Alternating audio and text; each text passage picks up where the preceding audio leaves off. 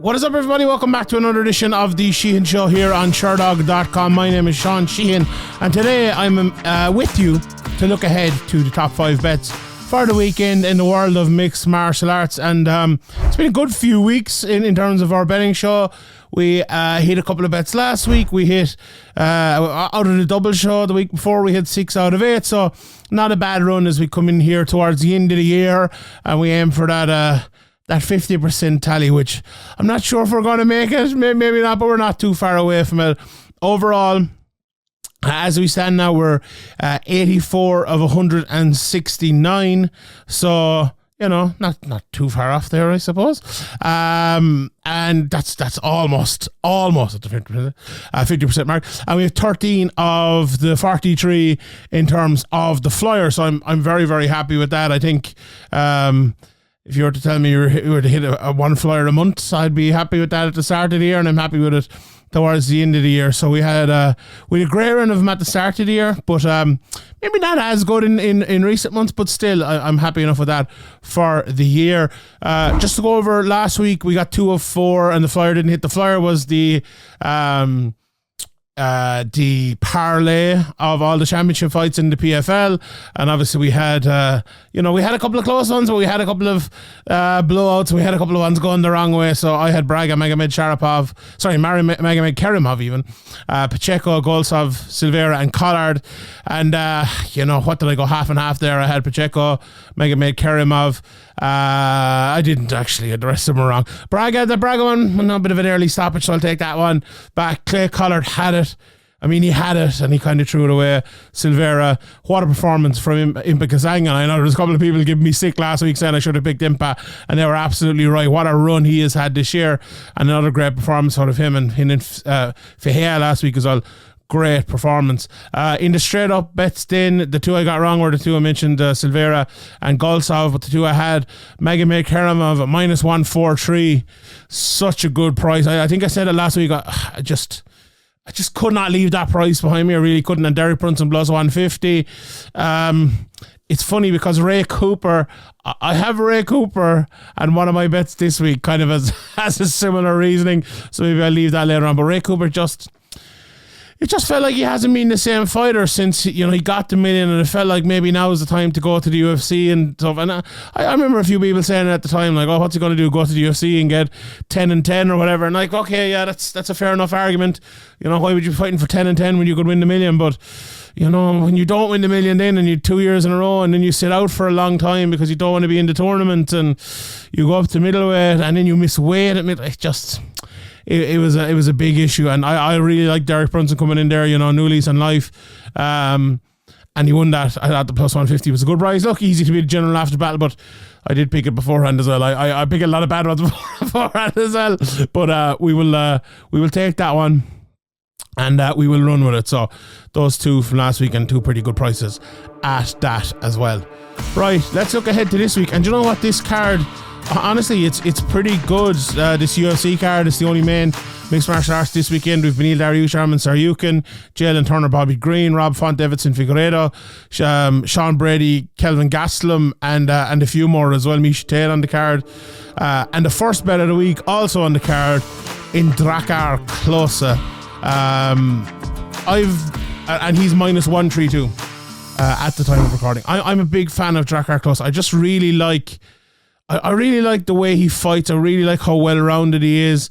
He's a very good record, 13-2. The only problem with Drakkar Klose is the fitness, is the injuries, is the ability to kind of keep it going. Like, he's a guy who's had a nightmare of the last few years. Like, he fought once in 2019, once in 2020, didn't fight at all in 2021 after losing to Dariush in 2020, and then fought twice last year, kind of thinking maybe things are turning around, but now he hasn't fought since July of last year. So what's that, 16, 17 months out of the cage again. It's been a nightmare run really for Drakkar Klose, but like the ability that man has, like let's look at a few of the wins he has.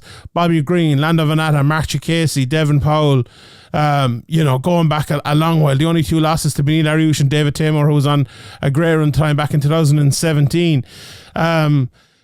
And he's a draw in there as well. Sorry, I should have said that 13-2-1. I love everything about Drakkar Klose. The way he fights is a very technical, tactical, full way. Let's put it that way. Like, there's no known weakness in Drakkar Klose. I feel like he can, if you put him in a defensive wrestling position, he can do very well there. If you look for him to offensively wrestle, he can do that. But like, what is he best at? He's best at being a technical striker. Like, he was one of the guys who were the first adopters of the calf kick. Like, his showcase against Marcia Casey in that fight, was just fantastic. In my opinion, that was one of the first fights where and we've seen calf kicks and we've seen leg kicks before, but it felt like that was one of the first fights where it was almost here we go. Here, we'll do it. It was a light on kind of moment. There we go. It was a light bulb moment, for MMA. And I really think that was kind of the turning point where people started doing him a lot more. And he's one of these guys that thinks outside of the box, but can also perform it on the highest level, I suppose. And if he can produce what he has produced in the past, not even like a big uptake or anything, and let's put it that way first, right? If he can produce that, he'd be a very good and very competitive fighter with anyone in the division. But if he can add a few things like he has done before that are out of the box but very good, he can go to an absolute next level. And I truly believe that with Drakkar Klose. Joe Solecki on the other side of it then, I was reading my guy Tom Feely here over in Sherdog, his preview, and he used the phrase a kind of a narrow window to win for Solecki compared to Drakkar Klose, and that's a very good way to describe it. Solecki is very good at what he's very good at, and what's that? Like offensive wrestling. He's 9 submission wins and he's 13 wins, and that tells the whole story there before you even look at him. He's a good athlete, strong, all of that. But I don't think he is as proficient to a high level as Klose is in most areas. Now, if you're to go a straight wrestling match where Solecki takes him down, yes, absolutely, he can win that. Will it be easy for him to win? No, because Klose has a very good anti-wrestling game or defensive wrestling game as well. But if you're to put this into a striking match, like, can Solecki strike? Absolutely. Can he kick? Can he do it? Yes, he can do it all. But is he as good as Klose? Is he going to be as, I love using the phrases tactical and technical. Is he going to be that? I don't think so. No. Here's the other side of it. Klose has been out for a good while. And it's not easy to just pick it up and play, Solecki himself, it's not like he's been the most active. He's only fought once this year, once last year, twice the year before, once the year before that as well, when he got into the UFC in 2019. So look, he's been more active, let's put it that way, but it's not as if he's fighting 4 times a year himself or anything like that. But I just think, look, here's how I think this fight will go. I think Klose will come out and he'll take the initiative. And when I say initiative, some people might take the center, push him back, keep him on the end of the jab. Not even necessarily that. Maybe he'll want Solecki to kind of come onto him, land a few counters, stop a couple of takedowns, and then when Solecki kind of like says, okay, I'm going to have to do something else here, then it's where he kind of makes tea, and from that point on, if that does happen, I think it's almost smooth sailing. Solecki's never knocked anyone out in his career, doesn't have a big shot like that, and if you can stop that wrestling, I think you're onto a winner there for Drakkar Klose, and I do think he will win. And I think that -132 is a really, really, really good price. Like, if this was a couple of years ago, and you were to get that price, it's actually coming in a bit now. It's into -125, which I'm surprised. I thought it would go the other way, to be honest. But I love that price. As I said, if that was a few years ago, I don't think you'd be getting that price on Drakkar Klose. So I'm definitely going for him in that one, and that's my first bet of the week. The second bet of the week, I'll be honest, I kind of half bailed out of this one, but I'm going for Turner and Green to go to decision at +120. And there's 2 reasons I went for this. First reason, 3 rounds, right? So it was supposed to be a 5-round fight for Bobby Green. And the other reason is it's short notice for Jalin Turner. Obviously, with Dan Hooker was supposed to have, I almost said Dan Henderson there. Dan Hooker was supposed to fight Bobby Green. Right, so the conundrum I had was like, who am I picking in this fight? And I was going to pick, and I still am picking Jalin Turner to win the fight, but as a bet, he's minus 225. And I kind of looked at that and I kind of like, am I 100% sure that he is going to win on short notice against the guy who has been preparing for a 5-round fight? And I'm like, I'm not sure at that price. If you're to give me, the same price I got Klose there, like a minus 130, minus 135 or something, I probably would have gone for it. But I think that's a little bit steep. If this was full camp against full camp, yes, absolutely. I think there's nothing wrong with that price. I just think Jalin Turner is a better tactical and technical fighter than Bobby Green all around. Although Bobby Green, what he's good at, he's really good at. And that is, his intelligence in terms of tactics and technique, I suppose. He can hit where he needs to hit. He can set up shots very well, as we saw in the Grant Dawson fight. He can execute them very well, but sometimes he does get drawn in to places where he shouldn't, not necessarily brawls or anything like that, but gets drawn into places where he shouldn't get drawn into.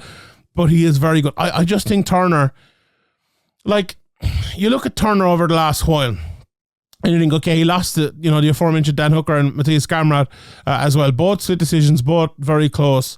And maybe you think, okay, he's kind of off the boil a little bit, and you look at Bobby Green, and maybe the opposite has happened. He's beat Grant Dawson, beat Tony Ferguson, after a couple of losses back in 2022.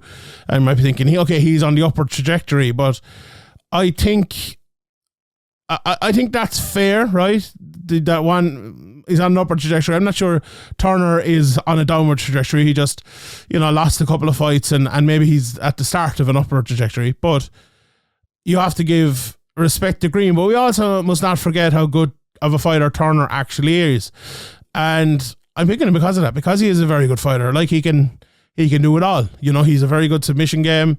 He has knockout power. He's a lot of fights, a lot of experience as well. And at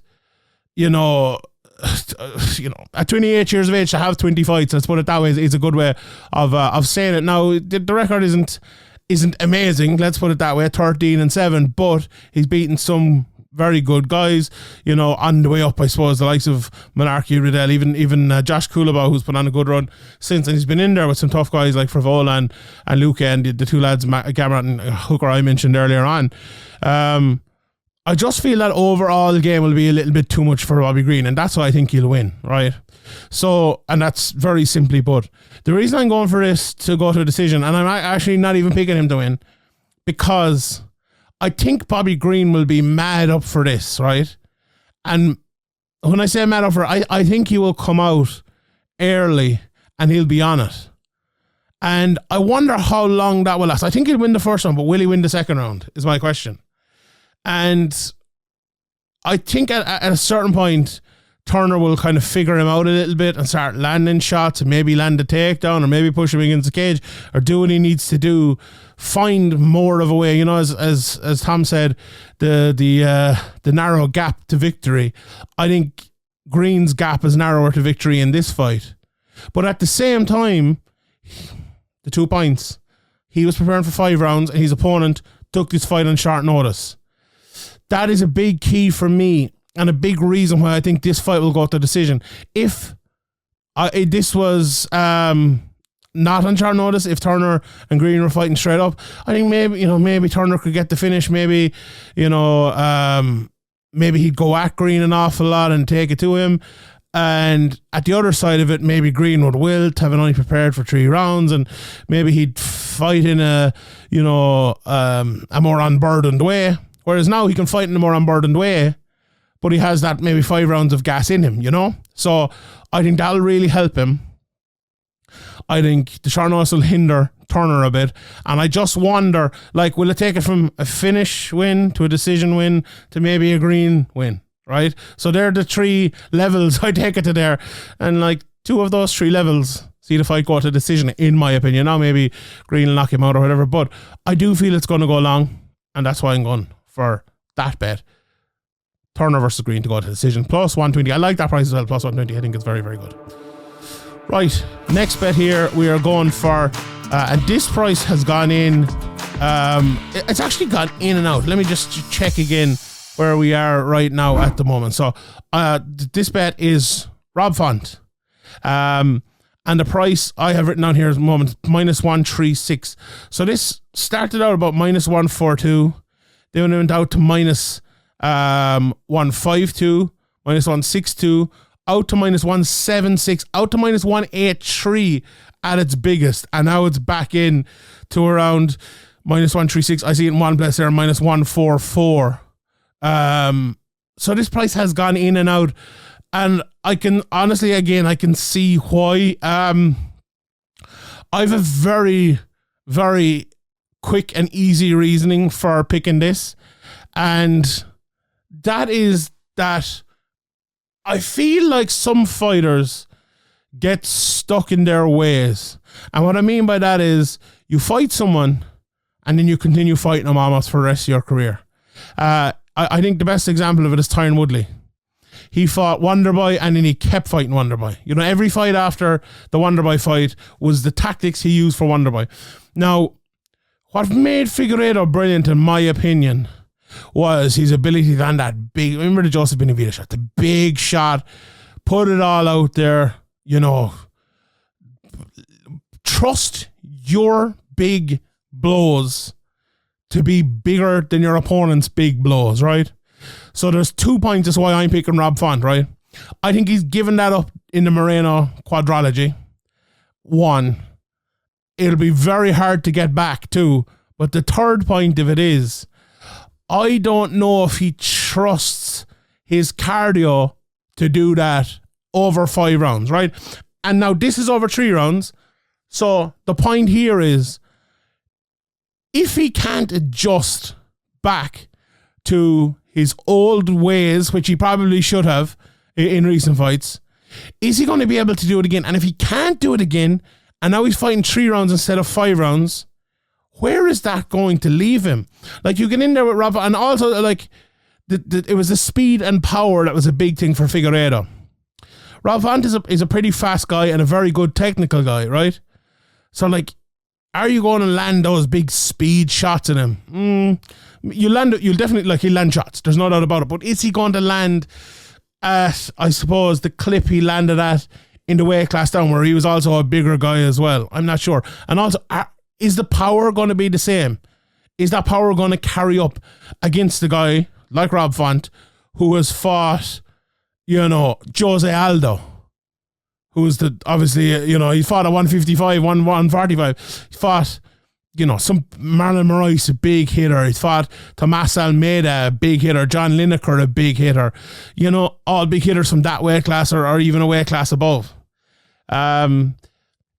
It's just going to be tough. It is going to be tough for Figueiredo, I think. And I used to be like a massive admirer of Figueiredo. Another point as well, he's 35 years of age. You know, and you can look at Font and go, okay, he's 36 years of age, but he's been fighting in that division. You know, he's not kind of looking for a new lease on life. That's maybe the phrase for the day, but he has reached a higher level than Rob Font. He's reached a very high level. But it's sometimes, and my next pick maybe will reflect this as well, but sometimes you see a fighter and you kind of just maybe lose a bit of trust in him. You know, you just lose what, you know, a certain fighter, you respect what they are, and not respect is the wrong word though. You admire, you know, champion what they are based on specific parts of their game. And when they lose that, it's very hard to get it back. Very, very, very hard to get it back. Now, maybe we could say, like, he fought no one but Brandon Moreno for the last 4 fights since 2020. No one. So maybe it's not. Maybe I'm wrong on that, but it just felt in the Brandon Moreno fights, it was gradually getting less and less all the time. And I think Font might realise that and might prey on it. And I think this is a good fight for Rob Font to win, so I'm going for him. In that one, the price I have here is minus 136. Right, the next bet I have, and I alluded to it there, Kelvin Gastelum, Sean Brady. I'm going for Sean Brady straight up minus 1 20. I'm actually looking at here. He's into minus 118, which is a very, very, very good price for Sean Brady. I looked at it earlier on, it was minus 136. Let's just have a look at where it's gone in and out from. You started out at minus 110, then minus 120, minus 126 for a while, all the way out to minus 138. In fact, it was on the 27th and the 28th, so a couple of days ago here. You know, I really like this price. I think this is based on, I saw the press conference Kelvin Gastelum did, and he looked really good. He looked in good form, but he looked in good shape and all in that. And Kelvin Gastelum at his best. Look, here's a question. Can Kelvin Gastelum at his best beat Sean Brady? Absolutely, there's no doubt about it, right? Can Sean Brady beat Kelvin Gastelum? I think he can as well, right? So there's two questions answered. But who is going to win? Again, Kelvin Gastelum is one of those guys that has kind of lost my trust in what he can do, right? So he beat Chris Curtis last time out, a very good win. He showed again what he could do. But before that, he lost Cannonier, lost to Whitaker. You know, he beat Heinisch, but he lost to Hermanson Till and Adesanya. All good fighters like that. Adesanya fight was a fight for the ages, obviously, as we all know. And Sean Brady, you know, it's you know, banking a lot on what Sean Brady has showed before his last fight. Obviously, he fought and lost to Belal Muhammad. It was over a year ago now at this stage, and you're kind of banking on him, I suppose, making that comeback here. So maybe I'm going with a little bit of different logic for this, but although it's a similar maybe logic to the Turner one, I really like Sean Brady. I like the way he fights. And if you're writing him off or saying he's not a good fighter based on losing badly to Belal Muhammad, then I just don't think you respect how good Belal Muhammad is as a fighter. Belal is a really good wrestler. He can strike, he can do it all. And to lose to him, you know, when you're, 16 fights into your career, when you're 30 years of age, you know, 29 years of age even, I think at the time he just turned 31. So yeah, it would have been 29, I think. There's no shame in that whatsoever, right? But I just think that if Brady is on it, right, and when I say on it now, I mean, I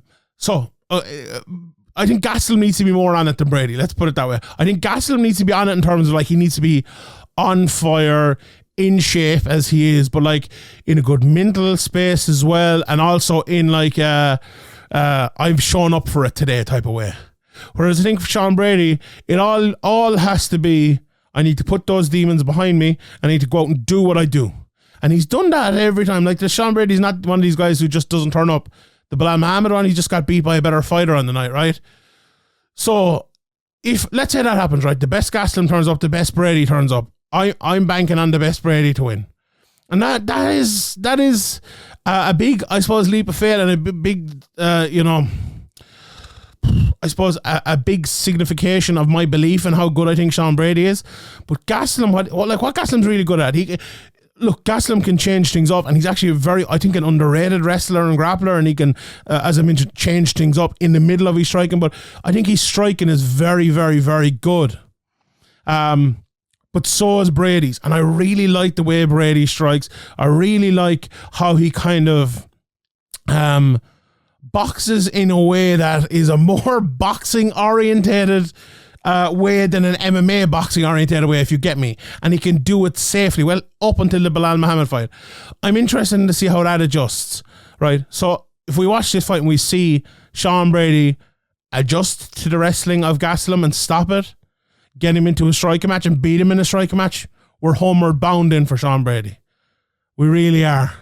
And the reason I'm going for him in that is I trust that he will bounce back, right? And after that, the decision, as we spoke about before, is where are the most inconsistencies coming from in both of them? And if it's a case that Gastelum is having an off day or isn't, you know, as good as he once was, I think Brady is well good enough to take advantage of that. And that's basically why I'm going for Sean Brady. And I like the price as well, minus 118. I really like that. All right, final bet of the week, the flyer. And this is from the main event. And I'm going for Beneil Dariush to win inside the distance at plus 450. I have a bit of a team To steal a phrase from who was it, Roy Jones Jr., you all must have forgot this week. I'm going for a lot of lads coming off of losses who are just very, very good. And that's why I'm feeling here with Beneil Dariush. I did 2 podcasts this week. I think the one with Ian will be out already here talking about the lightweight pitcher, and my colleague Graham McDonald as well over in Severe and May. And we kind of all looked at this fight and kind of said, Tsarukyan is a really good wrestler and grappler, but are you really going to want to wrestle and grapple with a guy whose jiu-jitsu is as good as Dariush? And then we looked at it and said, he is an effective striker, but does he have the power to knock out Dariush? Where Dariush is, his chin might be his biggest issue. And if he hasn't, and he strikes with him, is he good enough to beat him in a striking matchup? And those questions, those questions, it'll come down to more than that, but those were positively answered towards Dariush for all 3 of us, and negatively answered towards Tsarukyan for all 3 of us. And when that is the case, I think it's very hard not to pick one guy. Because you look at Dariush's record, right? And he was on an unbelievable win streak till he met Charles Oliveira. But I said it before, I picked Charles Oliveira to win by first round knockout in that fight. It was a terrible, horrible matchup for Beneil Dariush. It was a guy who had as good a jiu-jitsu as him, who punches way harder than him. Like, that's just a nightmare. That's a nightmare for Dariush. But before that, he beat Gamrot, Ferguson, Figueiredo, Holtzman, Drakkar, Klose, who just told you how much I think of him, and a few more, including Drew Dober. Even back in the day, he beat the likes of James Vick, Michael Johnson, Jim Miller, etc., etc., etc. Right? This guy is really, really, really good. And sometimes we forget that. One loss, he's not good enough for top level. No, this guy, he's good enough. Like, now, is he still good enough? Like, some people lose and they're never the same again, or they don't have the want to climb up again. Fair, like, that could happen. Fair enough, but that's kind of something we will find out after the weekend. But as we are now, you have to respect Beneil Dariush's ability. Now, I respect Arman Tsarukyan's ability as well. There's no shred or doubt about that. Like, he's only lost to Makhachev and Gamrot, since the first couple of fights of his career, and he's beaten some very, very good guys as well. And there's absolutely a route and a way for him to win. There's a reason I didn't pick Dariush straight up here, and I went for him as a flyer. Tsarukyan very much could take him down and nullify his jiu-jitsu with wrestling. There's no shape or doubt about that. In fact, that is almost the most likely method of victory here.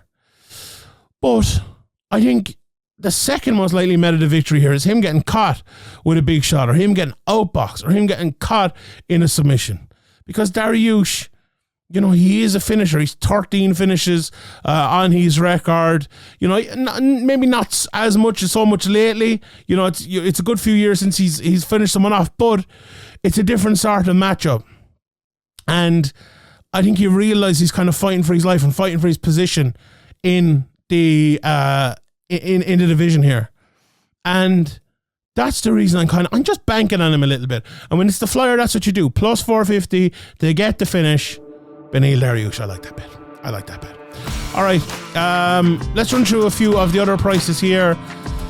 I was really looking at this Julia Villa price at minus 155 against Miesha Tate, who's plus 125. Like, the last time out, I'm pretty sure I gave Tate, and I kind of regretted it after all of that. Like, she fought Lauren Murphy, and I think it would have kind of been a good matchup for her. Now, I think Lauren has improved an awful lot, but Miesha didn't look great in that fight. Now, Julia Villa, she's no world beater either. She's lost to Sajara Eubanks and a few more as well, but she beat Julia Stolyarenko. She finished her. She's 35 years of age as well, so maybe this is the type of matchup they're kind of giving to Miesha Tate to get her back in winning ways, but I find it very hard to back Miesha Tate these days. Do you know what? That's maybe what I'm avoiding. I'll probably lean... do you know what? I lean Tate because of the price, but if you're to give me straight up bets, I'd probably lean a Villa, to be honest. But Brundage and Reese. Brundage the underdog -138, -225 for Reese there. I think that's about right. We talked about Klose in Solecki. Klose is all the way into around -122 now in some places. Solecki is around the +105 underdog there. Costa and Garcia. Garcia is a sneaky one. When he turns up, he's good. And he's around +200 there. I think that's an interesting enough price. Costa around -240. I like, do you know what? Pateria against Bellator. Bellator never die. I was kind of looking at Pateria, like not the best fighter in the world, but I can get a bit of a finisher at times, a +300 possibly. There's a few other close matchups then. Gooden against Thurman, Hart against Hardy. They're both around the same. The underdogs are Gooden and Hardy, and they want to both around +150, around the -180 for their opponents. I'd probably go for Thurman, but I'd probably go for Hardy as the underdog there. I like Hardy, and I think she's a good fighter and improving all the time as well. Stolfus against Soriano, the big favourite there. I believe that price has moved a little bit. Let me just check. It was... No, it hasn't moved massively, I suppose. It was in towards -260 over the last couple of days and -290 now in places. Probably wouldn't go for it at that price. Let's check the knockout. I always like Soriano via knockout. It's only +115. I'd probably go for it, but that would be the bet I would go for. I don't think I'd go for him straight up at that price. Silva against Guida, the legend, the big underdog, +250, -325 for Silva. I think that's the way it'll go. Then we've the main fights. Gastelum, +105, -118, -125, another place of Sean Brady. Rob Font, the favourite, -145, -150, -136 in some places. And Figueiredo around the +120. Bobby Green +180 all the way up to around +190. And you can get Turner anywhere from -215 all the way out to -230. And then the main event straight up prices, -280 for Tsarukyan. Dariush for the win at +220. Let's look at a couple of props for that. If you fancy the fight to go to decision, +125, doesn't go to decision, -163. So the betting people fancy to finish inside the distance, so that kind of goes along to my bet that I gave you there. Let's see the Tsarukyan finish prices. Him to get the knockout, +125. I think that'll probably be ground and pound people are thinking of. Not the biggest fan of that. Tsarukyan submission +1,000, +1,300 for Dariush submission. That's not a bad flyer either. +1,300 Dariush submission. If you have a fiver you never want to see again, that's not a bad at all. And Dariush via knockout +600. Not bad either. All right, those are some of the bets for the weekend. Let me just recap my bets. Klose, -1. And I always say Klose as well because of the Miroslav Klose, the soccer player. I apologise if I'm pronouncing it the proper German way. -136 for Drakkar Klose. The decision I'm going for in Turner versus Green at +120, -136 for Rob Font, -118 for Sean Brady, and the flyer of the week, Beneil Dariush to win inside the distance at +450. All right, everyone, we leave it there. If you like this video, please give it a thumbs up. Please give it a subscribe, and let us know what you think in the comment section below. Give me your bet for the weekend. All right, I'll leave it there, everybody. My name is Sheehan for Sherdog.com. I'll see you all